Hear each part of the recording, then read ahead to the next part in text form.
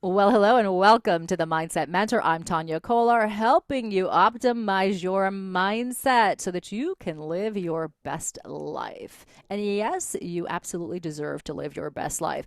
So many people are stuck in the mindset of that they can't move forward. They're feeling stuck. They're feeling trapped. And today, what we're going to focus on is shifting your mindset around money, clearing out that old paradigm of not having enough, not being enough, living paycheck to paycheck, which so many people are. And certainly COVID has set a lot of people back financially. And so we're going to talk today about something a little bit different. So, not traditional when it comes to thinking of money. We're going to talk about the energy behind money. So, what if instead of having to work harder to bring more money in, you made a shift in your mindset that can help you attract money to you? So, today we're going to talk all about the energetics behind money and how you can foster a healthy mindset to start to create that freedom. Money really, if we think about it, is freedom to bring in the things that we want, to live the life purpose that we want. Money facilitates our experience, of course, right? We need money. Money is something that I think most people want more of. So we're going to help you create the shift that you need to allow and welcome money into your life. We're also going to talk about some practical solutions and tips and the connection between love and money.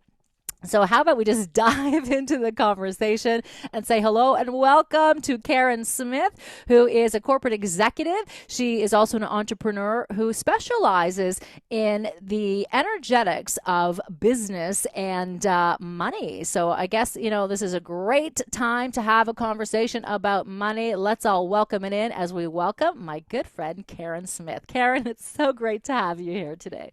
Thank you so much, Tanya. I am just delighted to be here. Thank you for the opportunity. And I'm so excited to be talking to your listeners and audience today about some really amazing things about money and business and energy that they might not have considered before.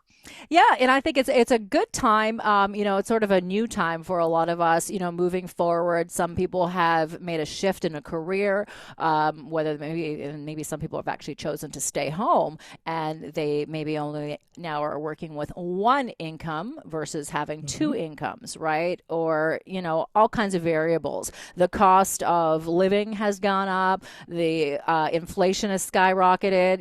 Gas, food, everything seems to be getting more and more expensive. And now, we're kind of stuck thinking, well, how can we afford this? Particularly people who are accustomed to living paycheck to paycheck.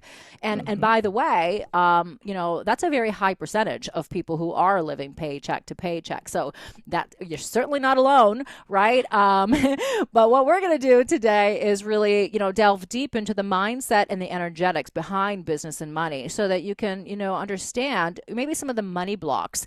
A lot of people, I don't think, really truly fully understand that they may be blocking, money from coming into their life. So Karen, I want to talk about some of the natural laws as well that people can work with to really make the shift in not only their mindset but their pocketbook. Exactly. And this is what's so fun about this conversation is that most people hear about money and they think I've got to work more hours or I need to make more money or save money or change my budget. And it becomes very, very stressful because a lot of times they don't feel empowered to shift those things. You might be working for a company and you get a raise once or twice a year. Well, or every 2 or 3 years, like when I used to be in corporate, it wasn't an every year thing. And yet inflation and the economy is changing faster than you can keep up. Or maybe you've tried to work on your budget, but you just can't seem to get it to gel. And you're feeling a little discouraged and hopeless about how am I ever going to achieve my dreams? Or how do people of great wealth actually do that? And we don't really teach people about that because one part of it is an individual journey. Each person makes or breaks themselves with money, but a lot of it's because we just don't simply understand how money works.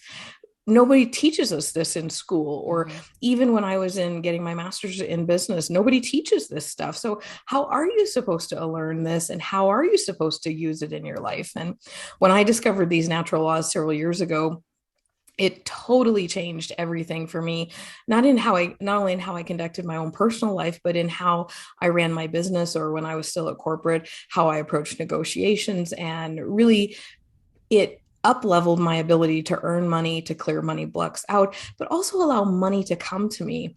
I grew up in a farming and ranching background. We work really hard for everything. And Mm-hmm. so, we were taught money comes from work. And while there is a large component of money that is tied to work, we often also don't understand that we work for satisfaction, and the value and the service that we provide to people is how we actually get paid. But that's not what we're taught about those things.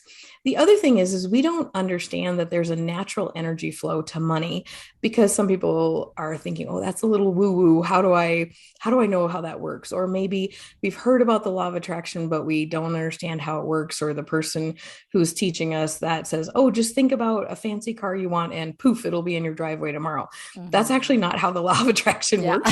I Well, really we wish wish people it would do did. that. Yeah. We wish it did. Yes. Otherwise I'd be Yeah. like, please, that Lamborghini in my driveway. But Mm-hmm. Mm-hmm. so once we begin to learn about some of these natural laws, it empowers us to actually not only change our mindset, but pair it with practical action.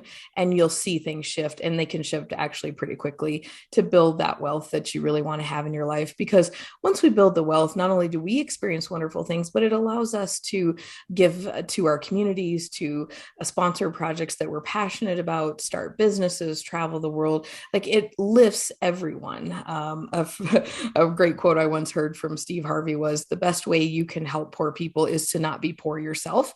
And Mm-hmm. that's one thing that I love about teaching about the energy of money and the natural laws, is it lifts everyone that it touches. I love that. It's so good. I mean, we have so much to talk about, in this hour. And it's so interesting because a lot of people think that, they do have to work really hard, and can relate to your story, being a rancher, that, yeah, it's hard work and you got to keep on, pushing and pushing. And I know for me too, growing up, I also was, taught that you have to work hard, but that also, it's a struggle. It is a struggle. It's Mhm. a constant battle, and we pick up our, money habits from our upbringing, and some people are able to make the shift early, and they want the opposite so bad that they're able to make that shift, right? For but sure. yeah, but many people are stuck in the paradigm of ancestral thinking and habits of money. So let's Mhm. talk about how we can shift that mindset of lack, limitation, and doubt, and maybe use some of those natural laws to push us in a different direction, to guide us in a different direction, because I feel like the word push again implies it's difficult, right? Mm-hmm. Right. And it is, there are times when money comes to us in very difficult ways because we make it difficult. Mm-hmm. We don't welcome money into our life. And if we do have one of those generational stories where you've been told that money only comes from hard work, or that it's evil, or that having a lot of it is sinful, or that you need to deserve it somehow, or maybe you're like, I don't have a college education, or I'm not a journeyman plumber or electrician yet, or I haven't done enough to, or you're used to your corporation saying, well, you're at the midline and we can't pay you anymore, or this is the market, or you watch your investments go up and down and you think, how do people do this? And so the first practical step I'll offer is write down your money story. Mm-hmm. What was it that you were taught from a young age? Like, maybe you grew up on the school lunch program where the government paid for your lunch, and you always had a sense of, well, we're poor, and you took that on as an identity. Or maybe you had parents who earned a lot of money, but they never kept any of it, and you watched them fight over things. Or you watched an alcoholic parent take the money, instead of paying the mortgage, he went and drank with it. And so then it left your mom having to go to work, and you were left home as like a latchkey kid, where you're like, okay, money is a struggle, or I can't have any of it. Or even if maybe when you were a kid, you earned money, but it was taken from you, like a Mm-hmm. big brother took it, or even sometimes we can feel that way with taxes. Like nobody likes to pay taxes, but and it can feel a little bit about someone's taking that. So once you write that down, then you can begin to say, oh, well, no wonder I feel about money this way. Or even if you heard your family or friends talk about, well, rich people are evil or they're dishonest or they couldn't have possibly gotten their money in a fair way or it somehow is limited. And this is where the first natural law comes in, and that's the law of supply. We always are taught that money is limited. And you have to ask yourself, well, who is teaching me that money is limited? And it's usually people that want to divide us or to somehow make us dependent on them as provision of that. So listen to what your workplace says, listen to what your government says, listen to what the news says. They're always trying to cast this doubt and fear that there isn't enough. When in reality, on the law of supply, supply is infinite because it was created by infinite intelligence. And so there is no lack of supply. It's simply our personal level of awareness. So, like when you're in fifth grade in your primary school, you don't know how to create a corporate salary because you just haven't grown that far yet. And so many times in our money life as an adult, we just don't know the next steps to do. And so we assume there is nothing else, or we assume that the pie is limited. So that there's only 8 pieces in there. And if 8 more people join to have some pie with us, now we only get a 16th of the pie, and everything is shrinking. Whereas in the natural law of supply, it's infinite. So rather than say, well, there's only 8 pieces of the pie, you say, let's bake 5 more pies and invite more people to the table. Ooh, I And when love we have that. that attitude, money can come and flow to us more easily. Yeah, absolutely. And I think that, if we all just take a look, around us, in the world, you will see that infinite abundance everywhere you look. You see Mm-hmm. incredible, high rises and cars and homes and nature. There's so much abundance around us. But again, it becomes, what do we choose to focus on when it comes to the Right. mindset? What we choose to focus on, we're going to get and bring in more of. And oftentimes we just get locked into a pattern. So if you're used to, let's say, maybe, in your 20s when you had your first credit card, or younger, older, whatever it was, but when you had your first card, let's say you didn't understand how to manage that, and you racked it up and you were in debt, you never paid it off, and you're just constantly paying the interest because you didn't Mm-hmm. understand, how to deal with money. But then Right. as you aged and you became more mature and you started to understand money, better, you still can get locked in the pattern of what you think you were like with handling money. So you carry that over just as a matter of it being a pattern and not a reality. So again, it's Right. blocking that flow, that energetic flow of money. Money wants to flow. We want to consider money like we consider water, that natural Right. flow and that freedom, that water naturally has.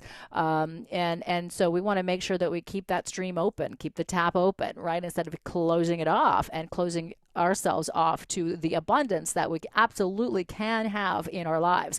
So, what we're going to do is take a break here on the Mindset Mentor. We're going to continue the conversation of how to welcome in more money into your life through thinking and recognizing the energetics behind money. So stay with us. We'll be back with Karen Smith after the break. Welcome back to the Mindset Mentor. I'm Tania Kolar, helping you cultivate your best life. One of the things that I think most people want more of in their lives are money. And so today we're focusing on the energetics behind money and how to allow and welcome in money, the flow of money, the natural flow of money using the nature's laws. So my special guest today is Karen Smith. She is a corporate executive. She's specializes in the energetics behind business and money. So we're going to make a shift in our mindset and take a look at new ways, perhaps, of looking at money. I think that a lot of people don't recognize that there is an energy behind money. So Karen Smith, thank you. Welcome. And let's just pick up the conversation. So what exactly, is the energy behind money?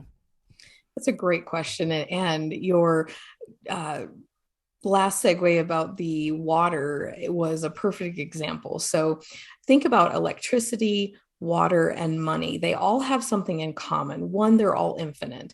Two, we call them, there's a current. So you think about money, there's a currency of money. Rivers and electricity have a current. Hmm. But electricity and water and money all have no beginning and no end. And yet they can be short circuited. So think about when you plug your vacuum cleaner into the wall. It works when it's connected to the power source and it cleans and it does its job really well and you're satisfied with your clean home. However, if you unplug that vacuum, it doesn't have a way of delivering its specific power to change the situation. Our mindset is exactly like that. It becomes the energy source for the money and the thinking that we desire. And so, if we change our mindset about how we think about money, then we give money the ability to be welcomed into our life. And even if you just start with this really practical tip of start welcoming money into your life and say, I welcome money. I am so happy and grateful that money flows to me easily and effortlessly. Our Tanya and I have a common mentor with Bob Proctor, and he used to Hmm. always tell us that. He's like, just always say it. I'm so happy and grateful now that money flows to me easily and effortlessly. Begin to welcome money into your life. You know, when you write out checks or you pay bills online, just give a moment of gratitude. Thank you. Thank you for the service that I received. Like when you're paying your utility bill, thank it for being there. Like instead of grumbling about your bill, thank it that you had the opportunity to use that. Hmm. Though, and that begins to switch a little bit. Or when you think about maybe you want to double your salary, well, have you welcomed that into your life? Do you see yourself living with that kind of money?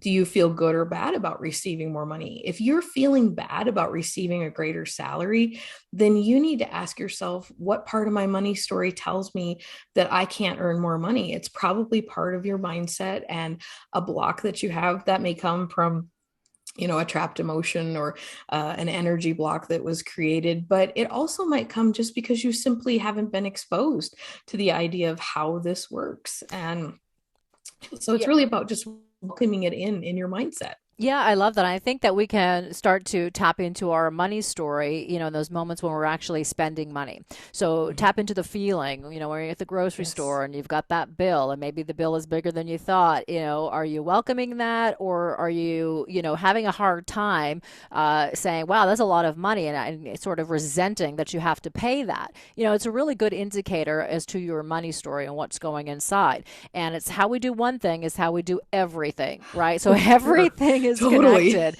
And that goes with even buying like a $2 coffee to, a $20,000 item, or a 50, 60, $70,000 car, $100,000 car, whatever it is. There's always an energy and a feeling behind that. So I think it's really key to start paying attention. And if Mm-hmm. you find that you're in a situation where you don't have the abundance that you would like, then, it's time to sit down, pay attention, and make a commitment to make the shift. It's a paradigm, it's a money paradigm, which Totally. is a block that keeps you stuck. And sometimes you'll take a look at, those money blocks and recognize that, oh my goodness, it came from that, maybe you were in a relationship and your spouse, you didn't want to make more than your spouse because you felt guilty. So you do something maybe to sabotage yourself and to bring you back down. You don't speak up. You don't apply for the promotion or the career, that you want, the advancement, because you feel internally guilty. And Mm-hmm. it can absolutely be very subconscious. Many people are unaware of Very. those blocks. And I know for me, when I look at my life, it was a money story that I had, was that I felt really guilty, making more money than my father, and I'm talking decades ago, where my father worked so hard, one of the hardest working people you'll ever meet, but he always struggled financially. There was never Mm-hmm. enough.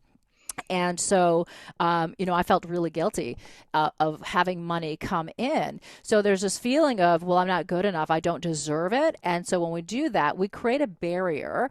We And do. until we can finally, remove that veil, we can, move forward in a way that empowers us financially. And we want to welcome in money.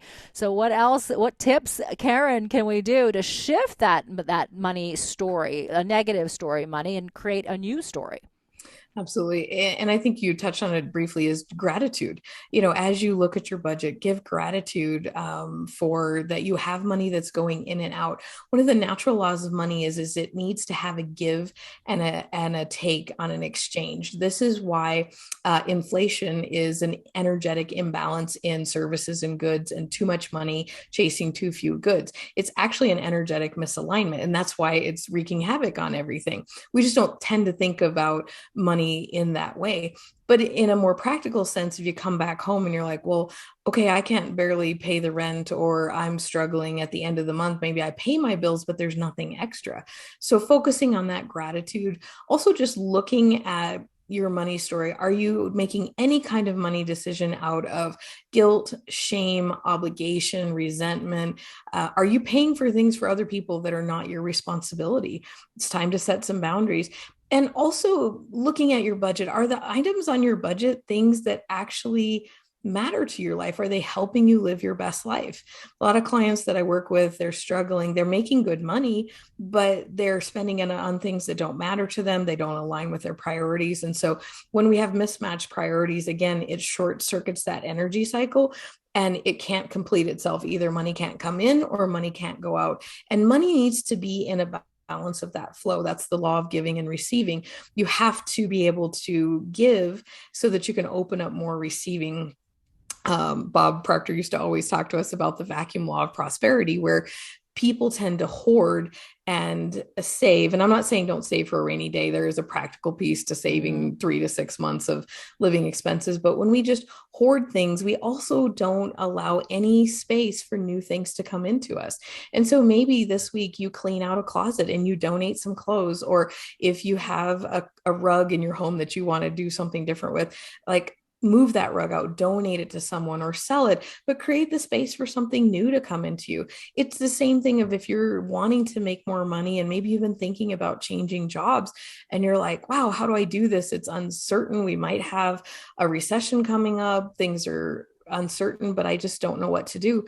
Well, this is where the law of compensation can come in. And this is one of my personal favorites because Mm-hmm. even for people who've never heard about the energy of money, we've all experienced this one in our life. And basically, there's 3 points to the law of compensation. It's the need for what you do, it's your ability to do it. So this is your own skill level, and then the difficulty in replacing you. This law is why there will always be people among us who make different levels of income. For example, a neurosurgeon, there's not very many of them. They have an extreme skill set that they've studied for years for, versus what a frontline fast food worker makes. The value is not in the individual person. Each person has their own value given to them by infinite intelligence, but our actual skills and value that we give to the marketplace are determined by the law of compensation. So if you want to earn more money or you're making a job shift, ask yourself, like, what is the level of the need for what I do? Do I have a great ability to do that? Am I middle of the road or am I high or low? And then how difficult am I going to be replaceable, and really focus on adding value back to your businesses, your jobs, your clients, and even the people you serve. Whether you're in a frontline fast food worker job or you're the neurosurgeon, you can always find ways to add value, which raises your energetic vibration and allows more money to come to you. And just getting yourself in alignment with that will help you tremendously. I'll give you an example from my own life. After college, I went to work for a big agribusiness, and I was basically a frontline employee, and I was doing well, but I didn't make that much money. And every month I would had enough to pay the bills, but there wasn't money for fun things, or there wasn't money to travel and do things. And after a while, I began to realize, like, the only way I'm going to change my situation is to do something different. And I had to realize, like, you know what? I needed to up level my skills. So I did that, and I was able to get promoted and earn some more money. And I've tried to focus on that in any growth that I do. So really ask yourself and give yourself the choice back. You're not a victim when it comes to money. You might think you are, but really reevaluate that and say, Mm-hmm. take your power back and your choice back and get in alignment with these natural laws, and you can actually move your life forward pretty quickly. Yeah, I love that. It's so interesting because I think that a lot of people do feel that they are a victim to their circumstances, when it comes to money. And that is a dependent mindset. You Mm-hmm. believe that your happiness, your life is dependent on someone else, or you need, someone else to help you, to support you, to bail you out, Right. and we need to, create that independence, for ourselves, and the freedom to have that money flow. So it's a matter of, again, thinking money as an energetic thing, and bringing your frequency up to that same energetic vibration so that you can welcome that in instead of those barriers. Now, I think a lot of people also have a tendency to make excuses. Well, I can't be successful because, I didn't grow up in the right area. I didn't grow up, with rich parents. I didn't get the job that I wanted. I don't deserve it. There's all these excuses that we make and say, well, it's just not for me, or I have to struggle when it comes to money. But if we think about those excuses are just, again, part of our money story. The Right. beliefs that we have. So we want to shatter that, because look around you, and if you can take a look at an example. I mean, we've all been there where you see, let's say, a restaurant. There's a street, that has a ton of restaurants on it, and you'll notice that the same ones are always busy. And they could have the same type of food, and then one is just not busy. And then you got to look at that and say, well, what's going on? So it's not area. So area has nothing to do with your success, right? Right. It's the mindset and the belief. So I can tell you, if you look at those places that are, on those busy areas, and one business, and by the way, obviously not just restaurants. I'm talking, this happens, It could across be the for any board. business. Yep. Yeah. You'll take a look at, the person who owns it, and they just don't believe that it's going to work. And you have to have that belief that it's going to work, and that you can welcome that in. And, again, there's this mindset around money sometimes. And one of the blocks is that, again, money is dirty, filthy lucre, they call it, Mm-hmm. right? Yep. Or I'm a bad person if I have, this money coming in. I find too, a lot of people who are spiritual believe that, oh, money's a bad thing and I can't be spiritual Mm-hmm. and have money, but that's absolutely not true. Right. And I can speak from personal experience with that one. I was raised in a very religious background, and I'm grateful for that. There's many gifts in my life because of that. But it was always taught that money was the root of all evil. And so people kind of Mm. pushed it away instead of realizing what a gift it could be and how it could be used for all the good. It's like, why should all the evil people in the world control all the money and wreak havoc? They don't bring anyone up. But when you put money in the hands of people who want to do well for other people and to lift others up, you begin to create this beautiful pattern of energy that really, it's like that old saying, like a rising tide raises all ships. And that empowers communities to then rise to the next level. Why wouldn't we want to be a part of that? Now, if you do switch where your only focus is the money, you do kind of throw a wrench in your vibration. And you were just talking about that. And that law of vibration is really the underpinning of the law of attraction of how things come to us. And so if you see that money is a blessing that you are empowered to steward and be a good manager of, you will begin to use it for good things. I have yet to meet any client or person who says to me, yep, I'm going to take this money and I'm going to go destroy a building in town. No, they always say to me, oh, I want to create a community center, or I would like to take care of single moms in my town for Christmas gifts, or I want to start a business so I can create jobs and create more wealth in the community. And so look for those places where people are at a higher vibration, where they're serving and giving with the money. And this is after you've taken care of your own household. We always tell people, Mm-hmm. you got to take care of your four walls, your food, clothing, housing, those things. But it becomes so much fun to give money away. I can tell you personally, when I give money away, like it is the best feeling ever. And Yeah, I love to agreed. do it anonymously so people don't Mm-hmm. know, which is even more fun. But Yeah. it really it really changes things. And then you attract more money to yourself because money knows that you value it and you're a good steward of it. And that is something that we forget, that we don't own the money. We're just or we're not taskmasters, but stewards of it, where if we don't do a good job of that, it is removed from our hands. No different than you don't hand your Ming vase to your 5-year-old because he's not going to be a good steward of it. Yeah, exactly. Good analogy. And it's it's so interesting because if we also look at how we handle money, how we treat money, it's kind of indicative of our the energetic flow or lack thereof. So if you have all your bills crumpled up, at the bottom of your handbag, or crinkled up in your wallet in disarray, or you have money just thrown around everywhere, you're not respecting money. And when you're not respecting the money, it's again creating a barrier for more money to flow back to you. So, keep that circulation and that flow moving, as we talked about, money being like water, that natural flow.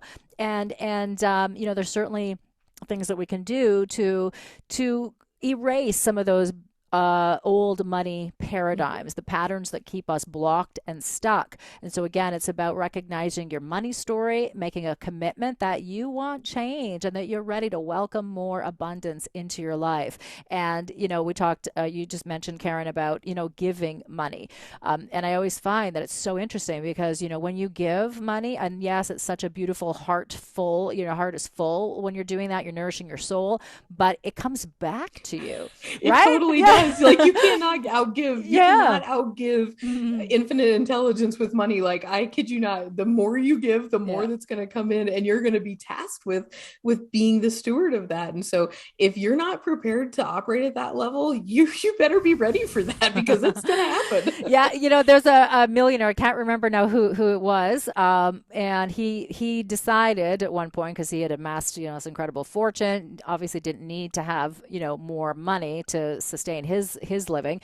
He decided to give it all away, 100% of his income, and he kept giving it away, and he just kept money coming back, and he's just like, I just can't get rid of it because it keeps coming back. And I love it. And Yeah, I love yeah. the point you made about like Mhm. making sure that your money isn't crumpled up in your wallet, like line up the bills. And this is the same too. If you are afraid to open the bank statements that come to your inbox, or if you still get paper statements, or if you're afraid to open credit card bills, or if you're a business who does not take care of their books in a timely manner, like you need to honor money. It's no different than you take a shower several times a week to be clean and you honor your body and you don't go out in public smelling. You need to do that same thing with money. Mhm. If money feels like it's coming into a very disorganized place, it is going to avoid it.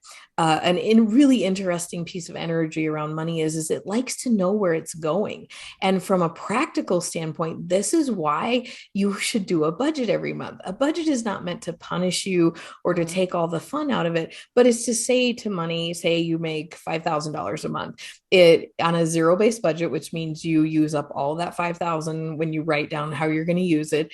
If you tell money where it's going, it comes with more confidence because it wants to complete the cycle. Just like electricity wants to know, oh, there's a beginning point where we plug that vacuum into the wall and it travels through the cord and continues out of there. If it doesn't know where it's going, it gets really confused and it slows way down, kind of like when the river is really low and it's just kind of making its way through very slowly. It struggles to get to you. So even if your budget isn't balanced yet, or you're not quite sure, if you know where it's going, it can come to you, and then you can begin to open up the space to welcome more to have fun with. A lot of Mhm. times, I see people's budgets and it's just full of all the practical things like shoes for the kids and the mortgage and the car payment. And there's no fun, but they're also buying and paying for things that they don't really want anyway. Mhm. And so ask yourself, does your budget reflect the life I want to live? And this doesn't mean taking your $50,000 salary and trying to live like a millionaire, but it's saying, am I spending money on the things that actually bring me joy and make my life better? Does it help me live my best life? Because as we raise that level of vibration and that joy, that is what triggers the law of attraction to bring more good. This is why you should bless money. You should give gratitude for it. It's why when you hear about someone's success or you hear of a multimillionaire, you should say things like, good for him. instead of like, well, he's got all this. Like, don't bring your vibration down. Compliment that, because then it keeps telling money, oh, they're open to money. We should bring some that way. And this might not happen overnight, but as you consistently raise your vibration, you absolutely will begin to get the opportunities you need. This is the same if you're at work and you are known as the person who complains or is frustrated about everything. This is probably one of the reasons why you're not getting promoted. Like, Mm-hmm. go on an anti-complaining diet, try it for 1 day or 1 hour, or try to do it for 30 days. And you will be amazed at how shifting your vibration out of complaining really starts to bring you not only better relationships, but better opportunities for money to come and stay and flow through you. Oh, I love that. And going on that diet, I think is so essential. And also, maybe you are an overspender, so you're going to go on a spending diet and not, Mm-hmm. and so that you can pay attention, because when you go to spend money, you'll hear that same voice, right? And you can start logging Yep. that down and journaling. What did I hear today when I went to spend money, to get an idea, right? Or Great perhaps point. you want to do, assignment where you actually go out and spend money if you're used to hoarding and you're terrified Mm-hmm. of spending, right? Just to see what's going on in the mindset. And Right. so And how we're you feel about it. Because if you're afraid to spend money, or you get such a high out of spending money, those are part of your money story that you need to just take a look at and say, gosh, do I spend because I'm stressed? mhm. And this is what my mom did. Or you find that you're hiding, like you went out and spent money, but then you hide it from your spouse, or your husband says, oh gosh, is that a new shirt? You're like, oh no, I've had this forever. Well, you've created Yes. a lie, which is a Mm. lower vibration. You've put a block in your Mm. relationship. We're gonna just take a quick break. We're gonna continue that conversation. I love that. So stay with us. We'll be back with more money, how to shift your money paradigm with Karen Smith. Stay tuned. This is Tania Kolar. You're listening to the Mindset Mentor. Welcome back to the Mindset Mentor. This is Tania Kolar, helping you live your best life. Today, we are talking about how to shift your money paradigm and welcome more money. We're talking about how money is energy, and how do we get that energy, and sometimes our energy is overspending money, which is what we were talking about just when we took a break. So we're going to continue the conversation with my good friend and special guest, Karen Smith. Karen Smith is a former corporate executive turned entrepreneur. But listen, once a corporate executive, always a corporate executive at heart. Some great principles that you have learned that you are now helping to teach other people, and you specialize in the energetics of business and money. So let's talk Mhm. about, overspending. I think a lot of people are stuck in that, and we're trying to spend less, but it seems to be a pattern. It is. And it comes back to that original law of supply, where we somehow think that everything is limited, or, well, I've got to spend it while I've got it. And some people are really quite good at attracting money in, but they can't keep it. And that also is a money paradigm and a money block. Or they're like, well, I don't know what tomorrow's going to happen, so I'm just going to live for today. And as you see these imbalances in any part of your money story, or even in your business, like if you're running a business and maybe you have great cash flow in, but you're not attracting some things out, or maybe all your money is going out and nothing's coming in, you can apply these same principles. It's the same thing for the person who refuses to spend any money. You end up blocking the receiving. I personally did this for many years. I was Mm-hmm. like, save, save, save, save for a rainy day. And I was the sole breadwinner. And I was like, oh my gosh, I was in this panic all the time. Well, of course, what do you think that kept attracting to me? Not enough. Mm-hmm. And so I would look at my budget and I'd be like, okay, I was eating rice and beans and not going out and not traveling at all. And yet there always seemed to be a lack. And it wasn't until I switched my mindset. And then I also switched and here's a practical step, is when you can, pay cash for things, because cash actually lights up the pain center in your brain. So for example, if you're an overspender, or you need to spend when you get stressed and you haven't learned other healthy coping methods of like taking a walk or calling a friend, if you spend cash, it lights up the pain center of your brain and it actually helps you shut down and not spend as much.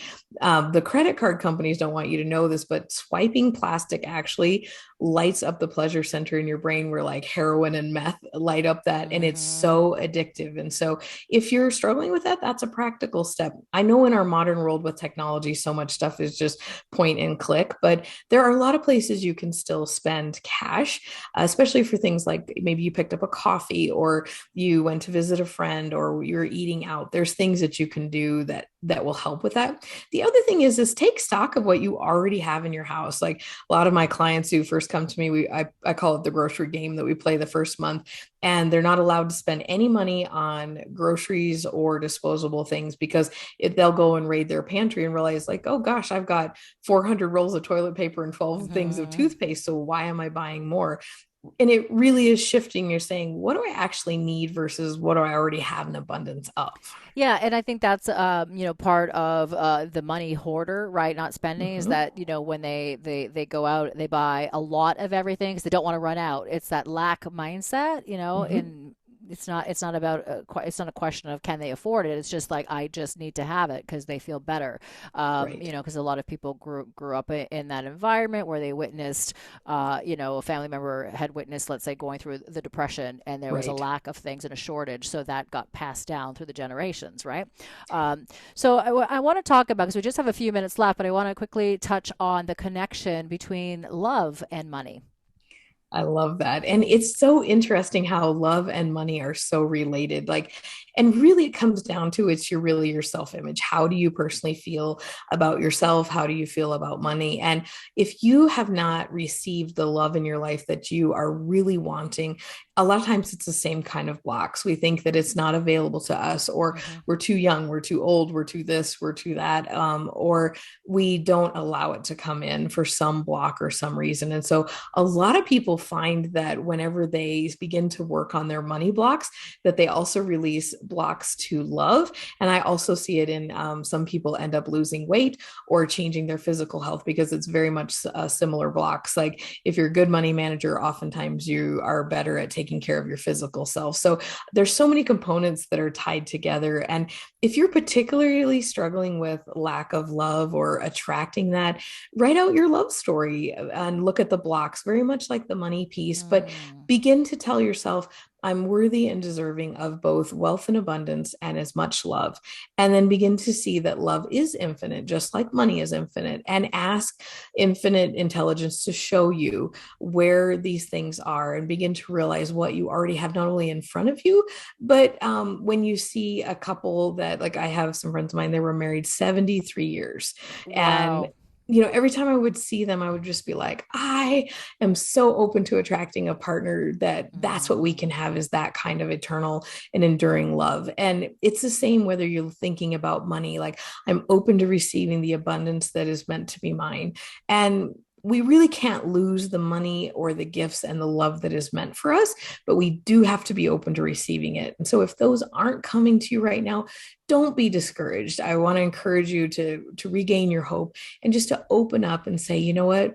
I'm open to this coming to me and I'm not going to worry about the how, because remember, again, that belongs to Mm-hmm. the infinite intelligence, but that I am open to receiving this beautiful gift in my life. Oh, I love that. So great. And we're out of time. So I just want to ask you, Karen, first of all, say thank you so much for the knowledge and helping to bring a new look at some of the practical solutions that we can take to foster more wealth, happiness, and abundance and love into our lives. But how can the viewers find you? Thank you, Tanya. I've loved this conversation. You and I have so many wonderful conversations around these topics. We're both so Mm. passionate about it. But there's a couple of different ways that the viewers can find me. One is through my website, which is purelightleadership.com. And I also have a podcast, Brilliant Horizons, a leadership mindset podcast. And then I do have a book coming out this fall. I'm part of a collaborative author program. Or people can email me at kasmith 1857@gmail.com. I'd love to hear your feedback. And of course, you can also contact Tanya and she can put you in contact with me. But just thank you for the opportunity. I hope, as listeners out there, that you've felt more encouraged and empowered to make decisions. And please, anything is possible. So allow yourself to get back into the game and allow yourself to win with money. Yes, I love that. Anything is absolutely possible for you. We want you to step up and claim the extraordinary life that is yours. Oftentimes, we just are, we're our own worst critics. We stand in our own way. But remember that energy is around us all the time. Everything is energy. Money is energy. So we want to, vibrate to the same frequency so that we can attract more of that to us. And again, this was your mindset workout for today. Stay tuned every Thursday at 3 p.m. for the Mindset Mentor and make this day an extraordinary day because you deserve it.